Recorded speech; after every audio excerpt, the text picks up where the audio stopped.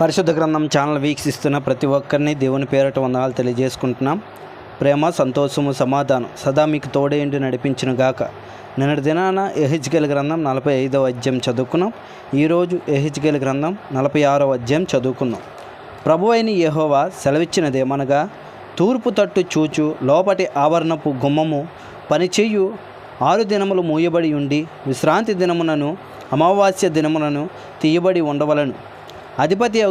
అధిపతి గుమ్మపు ద్వారబంధముల దగ్గర నిలవబడగా, మండపమునకు పోవు మార్గముగా ప్రవేశించి గుమ్మపు ద్వారబంధముల దగ్గర నిలవబడగా, యాజకులు దహన బలి పశువులను సమాధాన బలి పశువులను అతనికి సిద్ధపరచవలను.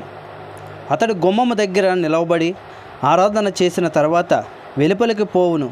అయితే సాయంకాలమున కాకమునిపే గుమ్మము మూయకూడదు. మరియు విశ్రాంతి దినములలోనూ అమావాస్యలోనూ దేశజనులు ఆ తలుపు దగ్గర నిలవబడి యెహోవాకు ఆరాధన చేయవలెను. విశ్రాంతి దినమున అధిపతి యెహోవాకు అర్పింపవలసిన దహనబలి ఏదనగా, నిర్దోషమైన 6 గొర్రెపిల్లలను, నిర్దోషమైన ఒక పొట్టేళ్లను, పొట్టేలుతో తూమిడి పిండి గల నైవేద్యము చేయవలెను. గొర్రెపిల్లతో కూడా శక్తి కొలది నైవేద్యమును, తూము 1 3 పళ్ళ నూనెయు తేవలను. అమావాస్య నాడు నిర్దోషమైన చిన్న కోడెను, నిర్దోషమైన 6 గొర్రెపిల్లలను, నిర్దోషమైన ఒక పొట్టేళ్లను అర్పింపవలెను. నైవేద్యము సిద్ధపరచవలెను. ఎద్దుతోనూ పొట్టేలుతోనూ తూమెడి పిండిని, గొర్రెపిల్లతోనూ శక్తి కొలది పిండిని అర్పింపవలెను. తూము 1 3 పళ్ళ నూనె నైవేద్యమును చేయవలెను. అధిపతి ప్రవేశించినప్పుడు గుమ్మపు మంటపు మార్గముగా ప్రవేశించి అతడు ఆ మార్గముగానే వెలుపలికి పోవలెను.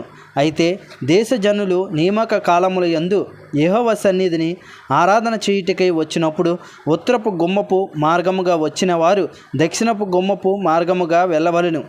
దక్షిణపు గుమ్మపు మార్గముగా వచ్చిన వారు ఉత్తరపు గుమ్మపు మార్గముగా వెళ్ళవలెను.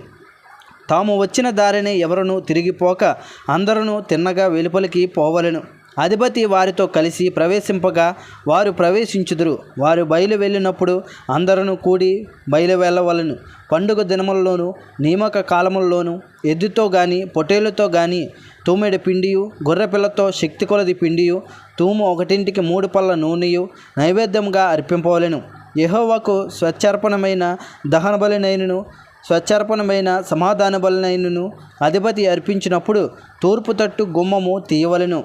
విశ్రాంతి దినమున అర్పించినట్లు దహన బలిని సమాధాన బలిని అర్పించి వెళ్ళిపోవలెను.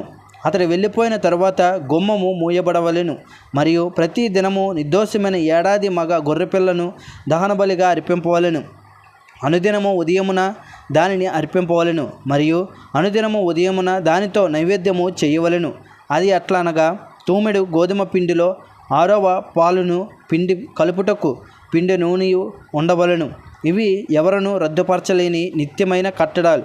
గొర్రె పిల్లలను నైవేద్యమును నూనెను అనుదినము ఉదయముననే నిత్య దహన బలిగా అర్పింపవలెను. ప్రభువైన యెహోవా సెలవిచ్చినదేమనగా, అధిపతి తన కుమారులలో ఎవనికైనను భూమి ఇచ్చిన ఎడల అది అతని కుమారుని స్వాస్థ్యమైనందున అతని కుమారుల దగును. అది వారసత్వం వలన వచ్చిన దాని వంటి స్వాస్థ్యము. అయితే అతడు తన పనివారిలో ఎవనికైనను భూమి ఇచ్చిన ఎడల విడుదల సంవత్సరము వరకే అది వాని హక్కు. తరువాత అధిపతికి మరలా వచ్చును. అప్పుడు అతని కుమారులు అతని స్వాస్థ్యమునకు మాత్రము హక్కుదారులగుదురు. జనులు తమ స్వాస్థ్యము అనుభవింపకుండా అధిపతి వారి భూమిని ఆక్రమింపకూడదు. నా జనులు తమ భూములను విడిచి చెదిరిపోకుండానట్లు అతడు తన భూమిలో నుండి తన కుమారులకు భాగములు ఇయ్యవలెను. పిమ్మట అతడు గుమ్మపు మధ్య గోడ మార్గముగా ఉత్తర దిశ చూచుచున్న యాజకులకు ఏర్పడిన ప్రతిష్ఠితమైన గదుల్లోనికి నన్ను తీసుకొని రాగా, అతడి వెనక తట్టు పశ్చిమ దిక్కున స్థలం 1 కనబడెను. ప్రతిష్ఠితములకు వస్తువులను బయట ఆవరణంలోనికి కొనివచ్చి యాజకులు జనులు ప్రతిష్ఠించుటకై వారు అపరాధ పరిహారార్థ బలి పశు మాంసమును, పాప పరిహారార్థ బలి పశు మాంసమును వండుచు నైవేద్యములను కాల్చుచుండు స్థలమిదియే అని నాతో చెప్పి, అతడు బయట ఆవరణంలోనికి నన్ను తీసుకొని వచ్చి ఆవరణపు 4 మూలలను నన్ను త్రిప్పగా, ఆవరణం యొక్క మూలలను మరి యొక్క ఆవరణమునట్టు కనబడెను. ఆవరణపు మూలలను ఆవరింపబడిన ఆవరణము 1 కనబడెను. ఒక్కొక్కటి 40 మూరల నిడివియు 30 మూరల వెడల్పును కలిగి 4 ఏక పరిమాణముగా ఉండెను. మరియు ఆ 4 చుట్టూ పంక్తిగానున్న అటకలుండెను. చుట్టూనున్న అటకల క్రింద పొయ్యిలుండెను. ఇది వంట చెయ్యి వారి స్థలము. ఇక్కడ మందిర పరిచారకులు జనులు తెచ్చు బలి పశు మాంసమును వండుదరని ఆయన నాతో చెప్పెను. ఇంతటితో యెహెజ్కేలు గ్రంథం 46వ అధ్యాయం పూర్తయింది. రేపటి దినాన యెహెజ్కేలు గ్రంథం 47వ అధ్యాయం చదువుకుందాం. ప్రేమ, సంతోషము, సమాధానం సదా మీకు తోడైండి నడిపించునుగాక. ఆమెన్.